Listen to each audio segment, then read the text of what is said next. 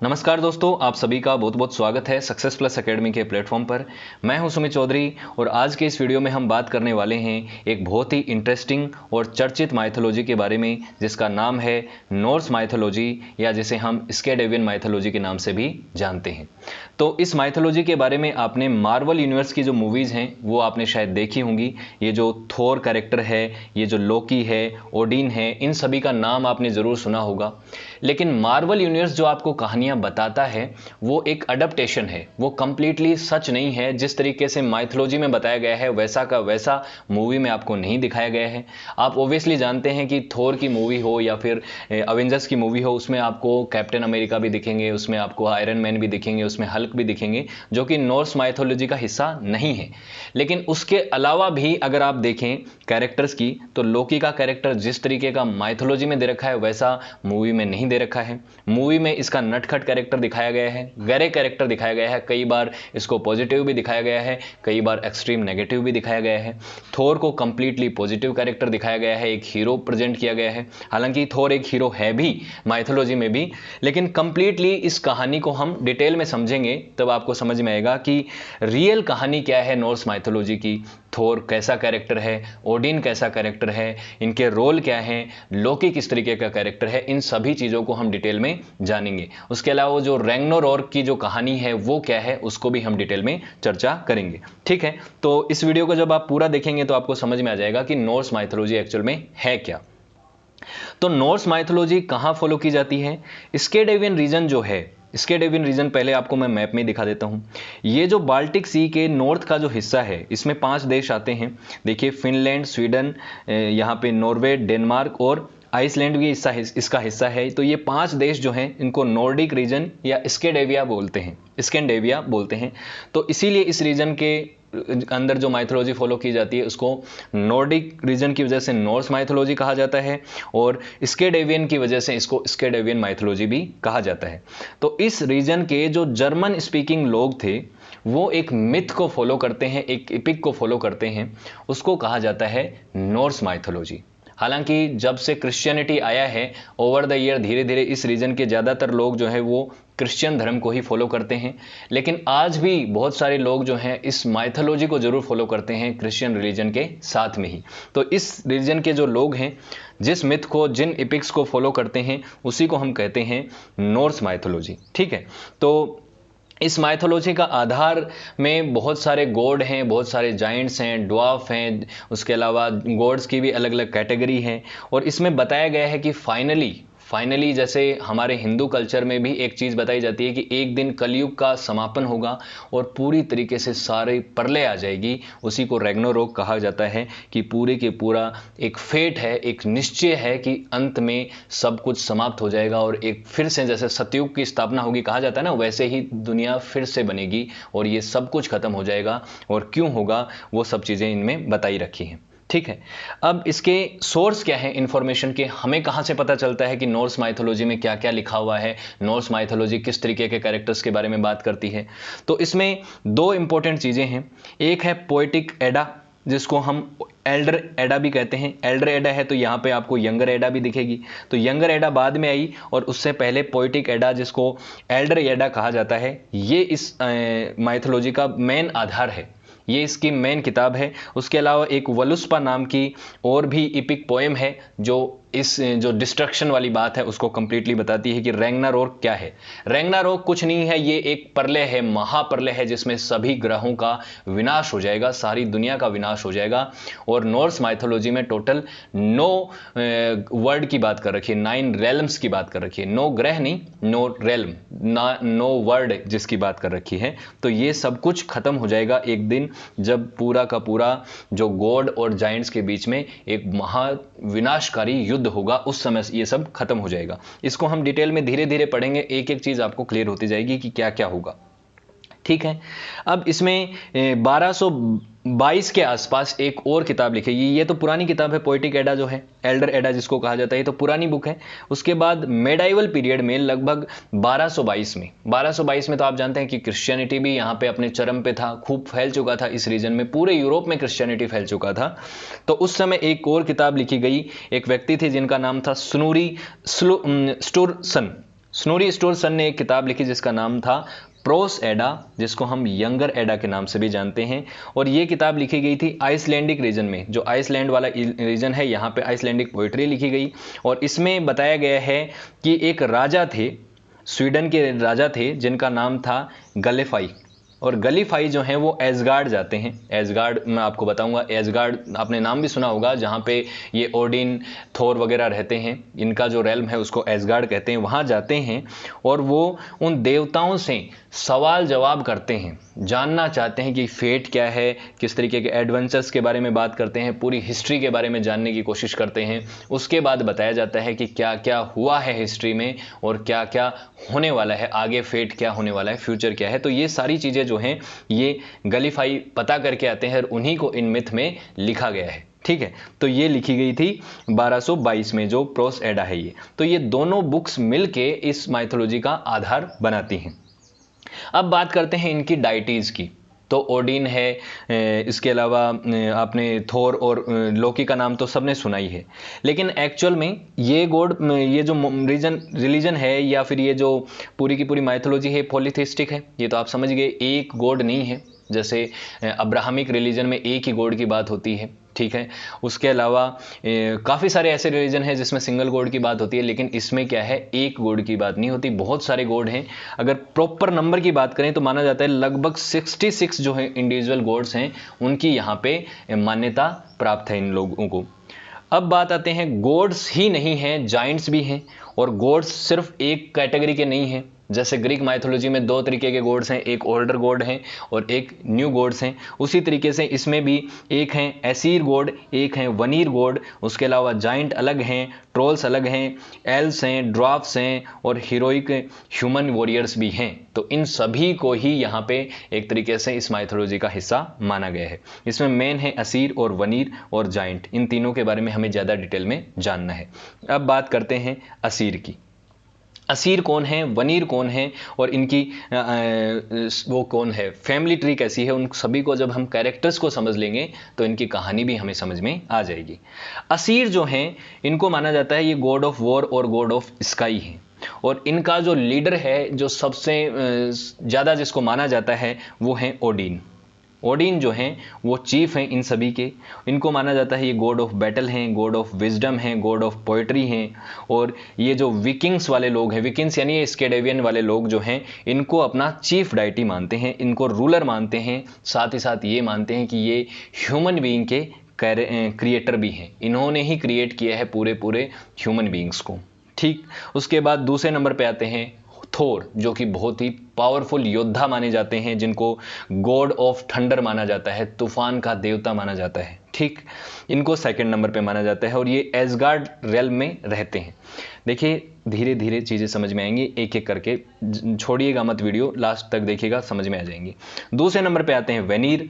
Veneer और जो एसीर हैं, इनके बीच में अपनी अपनी सुपरमेसी के लिए एक लड़ाई चलती रहती है, एक कॉन्फ्रंटेशन चलता रहता है कि भाई कौन जिसको ज़्यादा माना जाएगा, कौन ज़्यादा फेमस होगा, कौन ज़्यादा जिसका नाम कमाया जाएगा, लोग किसकी पूजा ज़्यादा करेंगे। ये गॉड ऑफ अर्थ, फर्टिलिटी और प्रॉस्पेरिटी के गॉड माने जाते हैं। दोनों की ही पूजा होती है। शुरुआत में इन दोनों असीर और वनीर के बीच में एक बहुत बड़ा कन्फ्रंटेशन था, लड़ाइयाँ थी इनके बीच में, एक दूसरे से जलते थे, एक दूसरे का नुकसान करना चाहते थे। लेकिन ओवर द ईयर एक चीज़ इनको समझ में आई कि न तो असीर जीत सकते हैं न वनीर जीत सकते हैं, और इसका फ़ायदा उठा रहे हैं जाइंट्स। तो इन दोनों को पता चल गया कि हम दोनों में से तो कोई जीतेगा नहीं, इसका फ़ायदा जाइंट्स उठा लेंगे। और इसीलिए जो जाइंट्स हैं इनको इन्होंने कॉमन एनिमी माना और इनके खिलाफ इन्होंने मिल के लड़ाइयाँ लड़ी।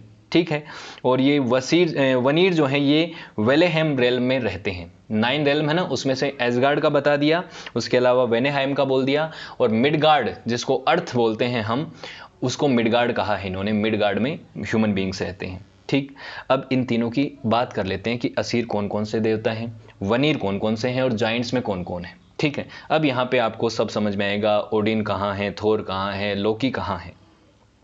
सबसे पहला जो कैरेक्टर माना जाता है पूरे इस ब्रह्मांड का, उसको माना जाता है अधुमाला, जो कि एक काउ फिगर है, एक कॉस्मिक काउ है, गाय है एक। तो आप देख सकते हैं कि इनकी माइथोलॉजी में भी गाय को एक पूज्य जानवर माना गया है और उसको एक देवता का अवतार माना गया है। अधुमाला से आगे चल के बूरी पैदा होते हैं। कैसे पैदा होते हैं आगे कहानी में आपको बताऊंगा। बूरी के एक बेटा होता है जिसका नाम है बोर, और बोर की वाइफ जो है वो है बेट्सला। एक बार मैं आपको एक चीज़ और बता दूं, जो भी मैं ब्लू डिब्बे में रखूं वो एसीर गॉड हैं।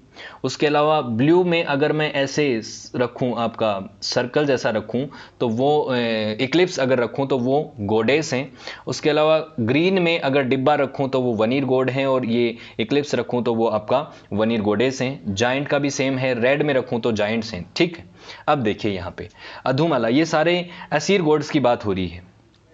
बोर और बेट्सला से 3 बच्चे पैदा होते हैं। उसमें सबसे इंपॉर्टेंट हैं ओडिन के 2 भाई और हैं जिनको मैंने नहीं रखा। सारे के सारे 66 गॉड्स की हम बात नहीं करेंगे, जो इंपॉर्टेंट है उनकी बात कर लेते हैं। ओडिन की 2 वाइफ होती हैं, एक है फ्रिग और एक है योर्ड जो हैं ये एक जाइंट गॉडेस हैं। जाइंट गॉडेस से शादी करते हैं ओडिन। अब देखिए, फ्रिज जो हैं इनको माना जाता है गॉडेस ऑफ ब्यूटी, मदरहुड, और ओडिन को माना जाता है किंग ऑफ असीर गॉड्स। और ये इनके एक आंख है, आपने मूवी में भी देखा होगा, मैं आपको दिखाऊं, ये एक आंख है। ये आंख कैसे चली गई इनकी, इसकी भी कहानी मैं आपको बताऊंगा। अलग अलग जगह अलग अलग कहानियां बताई गई हैं, लेकिन माइथोलॉजी में जो है वो मैं आपको बताऊंगा। ठीक है, उसके बाद ओडिन की योर्ड के साथ जब शादी होती है, उनसे जो बेटा पैदा होता है उसका नाम है थोर। ये हैं गॉड ऑफ थंडर, जिनके पास हथौड़ा है, हैमर वेपन वाले थोर ये हैं, हमारे थोर जिनको हम जानते हैं। इनकी वाइफ है सिफ या सेफ जिनको बोला जाता है। इनसे इनके 2 बच्चे होते हैं, एक वियलल जो है बेटा है, एक है थ्रुड जो इनकी बेटी है। दूसरी तरफ ओडिन की दूसरी वाइफ फ्रिज से उनको 3 बेटे और होते हैं। एक है बेल्डर जो कि सबसे इंपॉर्टेंट है इधर वाली पीढ़ी में, और बेल्डर जो है जिसको गॉड ऑफ लाइट और प्योरिटी माना जाता है, और ये बहुत ही प्रिय देवता हैं सभी लोगों के, सभी देवता भी इनको पसंद करते हैं। और इनका एक और बेटा होता है जो कि ब्लाइंड है, ब्लाइंड गॉड होड जिसका नाम है, और एक तरफ है वली।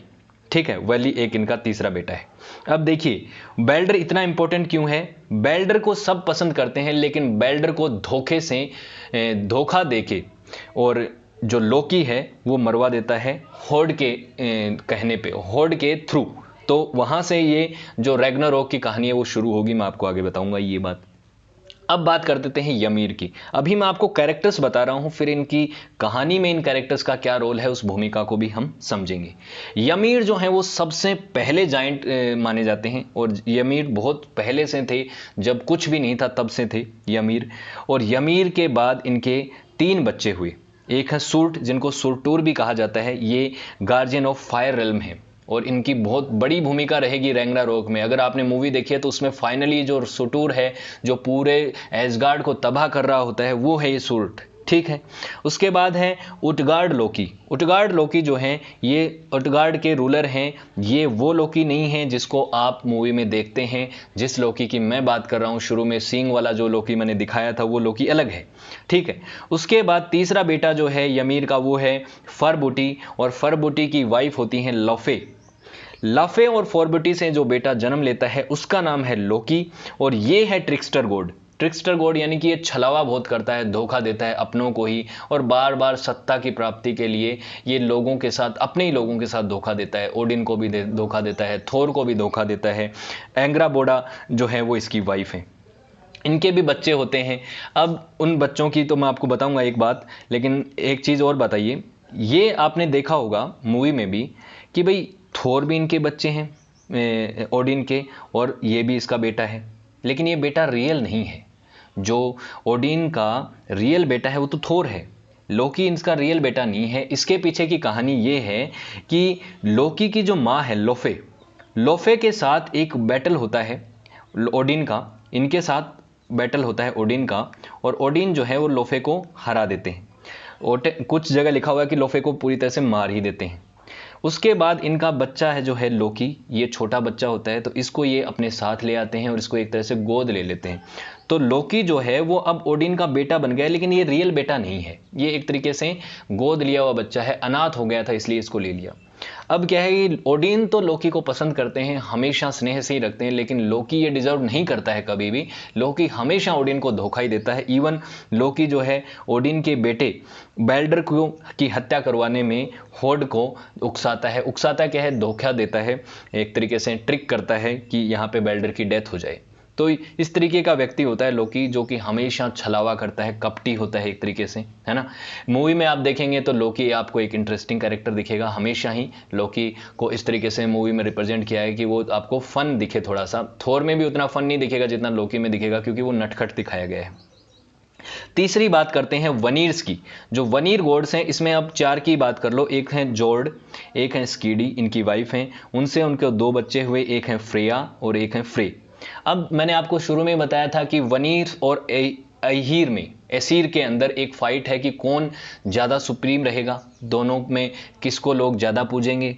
तो फ्रे जो हैं वो अपने आप को ओडिन के इक्विवेलेंट मानते हैं, और लोग भी कई मानते हैं, जो वनीर्स को मानते हैं वो लोग ज़्यादा इसको फ्रे की ज़्यादा पूजा करते हैं। God of fertility, God of sunlight इनको माना जाता है।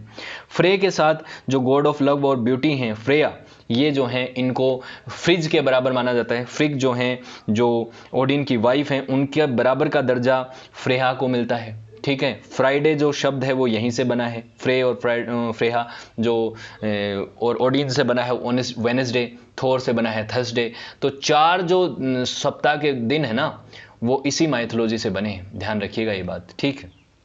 सैटर्न से जैसे सैटरडे बना है, वो ग्रीक माइथोलॉजी, और दूसरी माइथोलॉजी में भी सैटर्न का तो आता है ना। अब बात करते हैं थीम क्या है इस नॉर्स माइथोलॉजी की। अब देखिए, एक कहानी मैंने आपको बताई थी कि एक ओल्ड लेडी एक फ्यूचर देख सकती है। मैं आपको यहाँ पे दिखा रहा हूँ, वो कहाँ गई, कि माइथोलॉजी में कहा गया है ना कि एक ओल्ड लेडी है जो ये कहानी देख सकती है कि आगे चल के सब कुछ खत्म हो जाएगा, रैग्नारोक आएगा, सब कुछ खत्म हो जाएगा। आगे बताने वाला हूँ मैं आपको।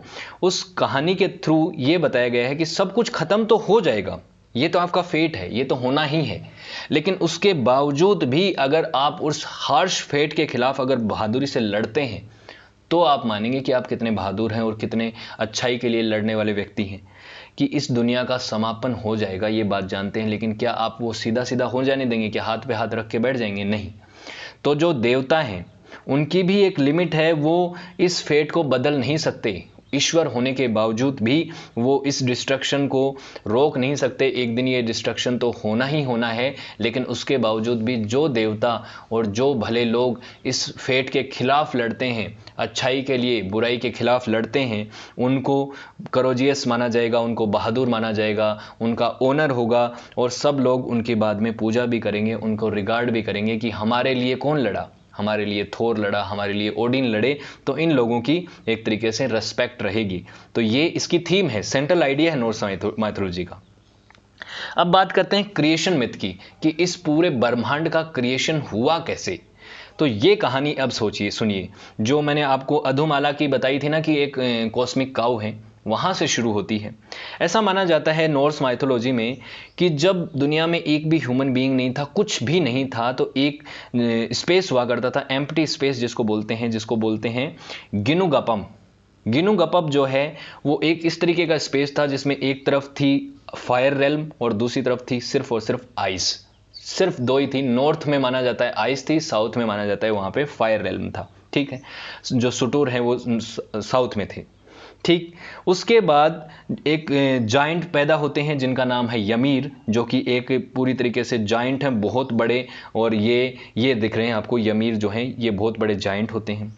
और ये जो काऊ हैं, जो अधुमाला हैं, ये क्या करती हैं, अचानक से अपीयर होती हैं, और ये जो आइस है इस क्लिफ को लिक करती हैं, चाटती हैं, जिससे एक और व्यक्ति का जन्म होता है जिसका नाम है बुरी। ये व्यक्ति नहीं है, ह्यूमन बीइंग नहीं है, ये एक देवता है बुरी, जो मैंने आपको अधुमाला के साथ दिखाया भी था। देखिए ये है अधुमाला, इसके बाद बुरी का जन्म होता है। बुरी के बोर नाम का बेटा पैदा होता है और बेसला से वो शादी करता है। बेसला भी ऐसे ही पैदा होती हैं बुरी से ही, और इनकी शादी होती है। उसके बाद 3 बच्चे पैदा होते हैं बुरी के ग्रैंडसन जो होते हैं उनमें, तो ओडिन और उसके 2 भाई। अब ओडिन इसमें इंपॉर्टेंट ज़्यादा हैं। ओडिन का पैदा होना, और ओडिन के पैदा होते ही वो ये जो जाइंट यमीर है इसको सबसे पहले मार देते हैं, क्योंकि ये खतरनाक है, ये जाइंट है। तो ओडिन और उसके दोनों भाई मिलकर जाइंट यमीर को मार देते हैं। और उसके बाद माना जाता है कि इन तीनों भाइयों ने मिलके अपनी बॉडी से अर्थ बनाई, अपने जो ब्लड है उससे समुंदर और नदियां बनाई, उसके अलावा अपने स्कल से क्या है आसमान बनाया। और उस आसमान को ऊपर कैसे टांगा गया, उसको टांगा गया 4 स्ट्रॉन्ग ड्वार्फ के सहारे। 4 बोने जो हैं उन्होंने इस आसमान को होल्ड करके रखा है। तो देखिए जी, माइथोलॉजी है, साइंटिफिकली आप इस चीज़ को मत समझ सकते हैं, हो सकता नहीं है, ये चीज़ पॉसिबल नहीं है, लेकिन माइथोलॉजी में ये बताया गया है कि बॉडी से बनाया अर्थ, समुंदर और नदियां बनाई ब्लड से, आसमान बनाया स्कल से, और उस आसमान को होल्ड करने के लिए 4 ड्वार्फ को नीचे खड़ा कर दिया। एक तरीके से उन्होंने अपने सर पे उठा रखा है इस आसमान को। उसके बाद माना जाता है कि ओडिन और उसके भाइयों ने एक पुरुष और एक महिला बनाई, ताकि आगे के चल के ह्यूमन बींग्स बनाने के लिए, क्रिएशन के लिए, जिन रिप्रोडक्शन से बाद में ह्यूमन बींग्स बने। और उनको कैसे बनाया गया? एक एश ट्री से बनाया गया पुरुष और एक एल्म ट्री से बनाई गई एक महिला। उसके बाद उनको ह्यूमन लाइफ देना, उनको ब्रेन देना, उनको इंटेलिजेंस देना, ब्यूटी देना और एक तरीके से विजडम देने का काम भी इन्होंने ही किया। तो इसीलिए ओडिन को फादर फिगर माना जाता है कि वो ह्यूमन बीइंग के क्रिएटर हैं। ठीक है, ये ह्यूमन बीइंग का क्रिएटर कौन है? ओडिन। अब देखिए, अब 9 वर्ड्स की बात कर देते हैं, जिसको 9 रेल्म कहा जाता है। ये सभी बनाए हैं ओडिन और उनके भाइयों ने। तो यहाँ पे ये है मिडगार्ड, जहाँ पे रहते हैं हम ह्यूमन बीइंग्स रहते हैं। ये है एसगार्ड, जहाँ पे असीर गॉड रहते हैं। ये है वेनाहेल्म, जो कि है वनीर गॉड्स का घर है। उसके अलावा और भी बाकी मिलके देखो, ये 3 इंपॉर्टेंट है। जोनोहाइम जो है वो जाइंट गॉड्स का घर है। तो ये इस तरीके से 9 जो हैं टोटल मिला के वर्ड हैं, 9 रेल्म इनको कहा जाता है। और जब रैग्नारोक आएगा, पूरी तरीके से सब कुछ तबाह हो जाएगा। ठीक है, अब बात करते हैं उस लास्ट डेज की, जब रैग्नारोक आने वाला है। तो वलुस्पा जो एक इपिक है, जो एक पोएट्री है, इपिक पोएट्री है, उसमें कहा गया है कि एक ओल्ड वुमेन है जो कि फ्यूचर देख सकती है और वो फ्यूचर को प्रेडिक्ट कर सकती है। और उन्होंने एक पेंटिंग बनाई है जिसमें ये दिखाया गया है कि एक ऐसा महाप्रलयकारी युद्ध होगा, विनाशकारी युद्ध होगा, जिसमें सब कुछ खत्म हो जाएगा, सब कुछ बर्बाद हो जाएगा, जिसको उन्होंने रैग्नारोक कहा है। और उसको कोई रोक नहीं सकता, कोई देवता, कोई देवी, कोई ईश्वर उसको रोक नहीं सकता। वो प्रलय एक दिन होनी ही है। जैसे हम यहाँ पे कहते हैं इंडियन माइथोलॉजी में कि हिंदुइज्म में बताया जाता है कि कलयुग के बाद एक दिन आएगा, ईश्वर अवतार लेंगे और वो सब कुछ तबाह कर देंगे, क्योंकि धरती पे इतना पाप हो जाएगा और फिर से सतयुग की स्थापना की जाएगी। उसी तरीके से बात यहाँ पे होती है। कहा जाता है कि एक एक्स एज आएगी, एक स्वॉर्ड एज आएगी, और उसके बाद शील्ड विल बी क्लोवन, एक विंड एज आएगी, एक वुल्फ एज आएगी। उसके बाद पूरी तरीके से दुनिया बर्बाद हो जाएगी। और ऐसा माना जाता है कि 2 भेड़िए जो भेड़िया फॉर्म में हैं, जो जायंट हैं, वो पूरी तरीके से सन और मून को पूरी तरह से निगल जाएंगे। और उसके बाद एक लंबी सर्दी पड़ेगी जिसमें बर्फबारी होगी, क्योंकि सन नहीं रहेगा तो बहुत बर्फबारी होगी। और उसके बाद ना कोई समर आएगी, 3 साल तक विंटर चलेगी। लोगों के पास खाने के लिए कुछ बचेगा नहीं, अनाज खत्म हो जाएगा, अपने पशु पक्षी हैं वो सब खत्म हो जाएंगे। और उसके बाद जायंट्स और गॉड्स के बीच में एक भयंकर युद्ध होगा, जिसमें सब कुछ तबाह हो जाएगा, जिसको कहा जाएगा रैग्नारोक। इस तरीके से होगा, जिसमें ये जो है सुटूर जो है, जिसको फायर रेल्म का देवता कहा जाता है, ये पूरी तरीके से जायंट कहा जाता है, खत्म कर देगा पूरे के पूरे इस ब्रह्मांड को। जो एसगार्ड में भी, एसगार्ड जो रेल्म में जो आप कहानी देखते हैं, रैग्नारोक मूवी अगर देखिए तो उसमें फाइनली जो खत्म करता है कैरेक्टर वो। अब बात आती है इस रैग्नारोक की शुरुआत कैसे होगी, कैसे होगा? अचानक से ये युद्ध होने के पीछे का कोई कारण तो होगा, अचानक से तो लोग लड़ने नहीं लग जाएंगे, ऐसा तो है नहीं। तो यहां से शुरू होती है कि जब लोकी अपनी ट्रिक्स का इस्तेमाल करके बैडलर की हत्या करवा देता है। बैडलर जो दूसरी तरफ की पीढ़ी से बच्चे थे ओडिन के और फ्रिग के, उनकी हत्या करवा देता है उन्हीं के भाई के हाथों, होर्ड के हाथ, जो एक ब्लाइंड गॉड है। उसको तो पता भी नहीं था कि ये किस तरीके का गेम मेरे साथ खेल रहा है लोकी। तो उसके बाद जो है सभी देवता गुस्सा हो जाएंगे, लोकी को बंदी बना लिया जाएगा। और लोकी को जो पनिशमेंट होगा वो मैं आपको आगे बताऊंगा। लोकी को जब चेन में जकड़ दिया जाएगा और एक समय आएगा, एक बहुत महान भूकंप आएगा, जिसके बाद लोकी भी आज़ाद हो जाएगा। और जितने भी मॉन्स्टर्स को ओडिन ने और ओडिन के लोगों ने जिनको कैप्चर कर रखा है, क्योंकि वो धरती के लिए विनाशकारी हैं, वो सब आज़ाद हो जाएंगे। उसमें वो सुटून भी है, उसके अलावा बड़े बड़े जायंट्स भी हैं, हेला भी है। हेला मूवी में दिखाया गया है कि वो ओडिन की पुत्री हैं, पहली बेटी हैं ओडिन की। और माइथोलॉजी में कई जगह बताया गया है कि लोकी की बेटी हैं हेला, जो कि गॉडेस ऑफ डेथ जिनको कहा जाता है। तो वो सब मिलके क्या करेंगे, इस पूरी तरीके से इस अर्थ को पूरी तरह से खत्म कर देंगे। अर्थ को, मिडगार्ड को भी खत्म कर देंगे, एसगार्ड को भी कर देंगे, 9 रेल्म्स को खत्म कर देंगे। इसमें सब बहादुरी से लड़ेंगे। फेनिर जो है वो ओडिन की हत्या कर देगा। एक फेनिर जो है एक जाइंट गॉड है, जाइंट है, वो ओडिन की हत्या कर देगा। उसके बाद थोर जो है वो एक बहादुरी से युद्ध लड़ेगा जोमरगार्ड के साथ। जोमरगार्ड एक बहुत बड़े सर्प हैं, बहुत बड़े, जैसे हमारे यहाँ पे बताया गया ना शेषनाग, कितने बड़े सर्प हैं, इतने बड़े सर्प हैं। लेकिन शेषनाग तो एक देवता माने जाते हैं, और ये जो सरपेंट है जुमुनगार्ड, ये एक जाइंट है। और इसके साथ लड़ते लड़ते इसको तो मार देंगे थोर, लेकिन खुद भी मारे जाएंगे, क्योंकि ये इनको काट लेगा जगह जगह से, और इनका जहर फैलने की वजह से यहाँ पे थोर की भी डेथ हो जाएगी। तो यहाँ पे जो देवता बताए गए हैं वो ऐसे नहीं है कि उनमें कोई फ्लॉ नहीं है, नहीं है, वो फ्लॉलेस नहीं है, उसमें भी कमियां हैं, उनमें भी वीकनेस है, वो भी कभी कभी हारते हैं, जीतते भी हैं, वो कपट भी करते हैं। तो परफेक्शन नहीं बताया गया है। उसके बाद माना जाता है कि सब कुछ खत्म हो जाएगा, लेकिन सिर्फ एक कपल बचेगा। जैसे हमारे यहाँ माइथोलॉजी में बताया जाता है मन्नू और उनकी वाइफ बच जाती है, एक महाप्रलय आई थी, उसके बाद मन्नू बच गया और हम सब मन्नू के ही वंशज हैं, ऐसा कहा जाता है। वो उसी तरीके से इनको माना जाता है कि एक पुरुष और एक महिला बच जाएंगे और फिर से एक नई दुनिया बसेगी, नई ह्यूमन रेस बसेगी। और ये जो याग्सरी ट्री है, जो याग्सरी ट्री है ना, जो 9 रेल्म्स को होल्ड करके रखता है, यहीं से फिर से ये जो याग्सरी ट्री है ये 9 रेल्म्स की शुरुआत करेगा। और रैग्नारोक जो है खत्म होने के बाद एक नई दुनिया की शुरुआत होगी। तो ये उस मूवी का सीन है। उस मूवी में देखिए मेरे को कुछ ज़्यादा अच्छा लगा नहीं रैग्नारोक में, सिर्फ एक सीन अच्छा लगा, ये जो फाइटिंग का सीन है, इसमें जो बैकग्राउंड म्यूजिक बजता है वही अच्छा था मुझे, और इसमें कुछ ज़्यादा अच्छा लगा नहीं। मैंने रिसर्च के लिए देखा तो इसको कुछ काम का लगा नहीं। देख सकते हैं आप अगर इच्छा हो तो। अब बात करते हैं इस माइथोलॉजी में ऑर्डर और केओस की क्या बात कर रखी है। जो गॉड हैं, जो यूनिवर्स में जितने भी गॉड हैं, वो कह रखे हैं कि वो ऑर्डर को रिप्रेजेंट करते हैं। ऑर्डर यानी कि परफेक्ट, सब कुछ एक ऑर्डर में हो, मेंटेन रहे।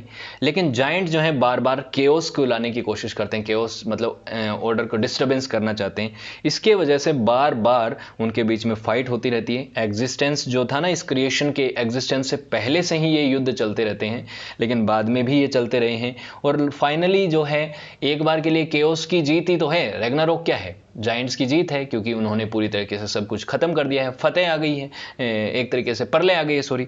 और गॉड जो हैं उनको भी ऐसा माना गया है कि वो कभी कभी कावर्ड भी हो जाते हैं, कभी कभी वो हार भी जाते हैं, कभी कभी वो क्रूल भी हो जाते हैं, लेकिन वो हमेशा ये जो अपना ऐसा रूप दिखाते हैं, क्रूल हो जाते हैं, कभी कभी भाग जाते हैं, वो भी गुड के लिए ही करते हैं।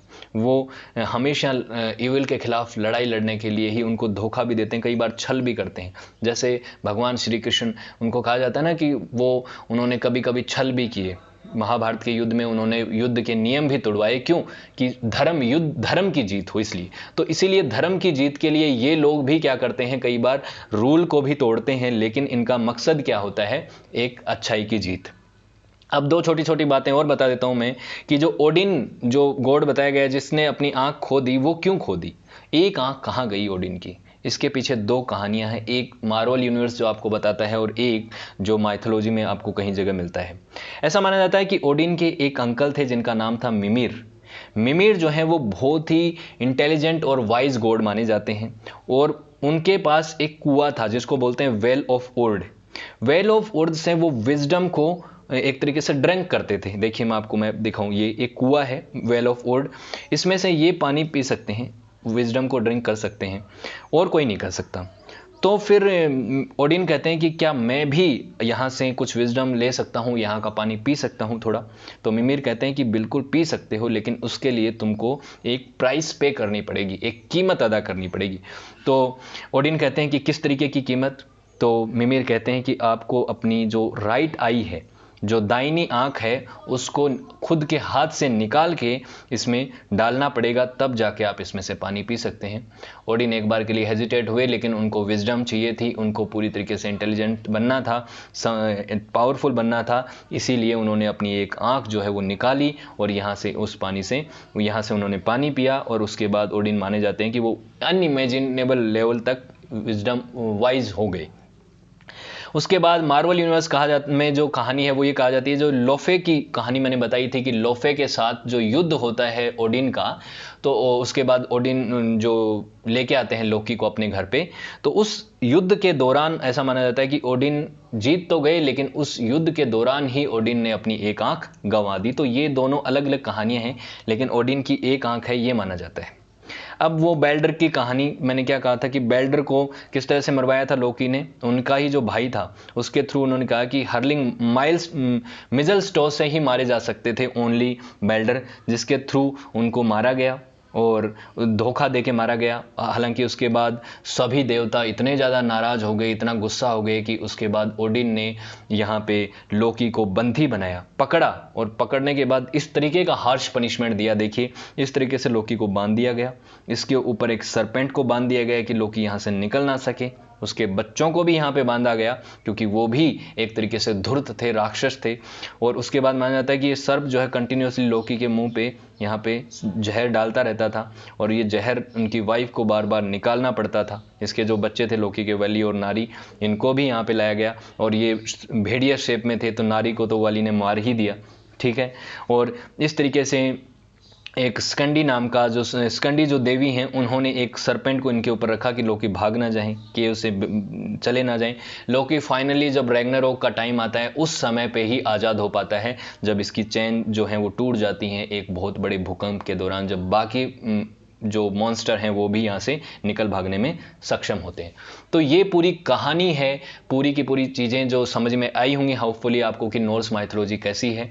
मूवी में भी बहुत सारी चीज़ें आपको क्लियर हो जाती हैं, एकदम ही इमेजिनेशन पे नहीं है, जो अडेप्टेशन तो यहीं से है, लेकिन वहाँ पे जो मार्वल ने अपने हिसाब से काम किया है वो उनकी तरीका है, उनके अडेप्टेशन का तरीका है, लेकिन यहाँ पे ये कहानियाँ हैं। उसके अलावा भी और भी वर्जन मिल जाएंगे आपको, अलग अलग जगह पे देखेंगे तो अलग अलग मिथ्स हैं। माइथोलॉजी में तो बहुत सारी कहानियाँ होती हैं। आप अपनी तरफ से भी कुछ ऐड करना चाहें तो आपका वेलकम है, कमेंट सेक्शन में आप बता सकते हैं। साथ ही साथ अगर वीडियो अच्छा लगा तो वीडियो को आप लाइक कर सकते हैं, शेयर कर सकते हैं, और आने वाले वीडियोज़ को देखने के लिए चैनल को सब्सक्राइब भी कर सकते हैं। और बाकी रिलीजन की प्लेलिस्ट भी आपको डिस्क्रिप्शन में मिल जाएगी, बहुत सारे कल्ट्स के बारे में हमने ऑलरेडी वीडियो बना रखा है। So thank you so much for watching this video. Have a good day, see you in next lecture.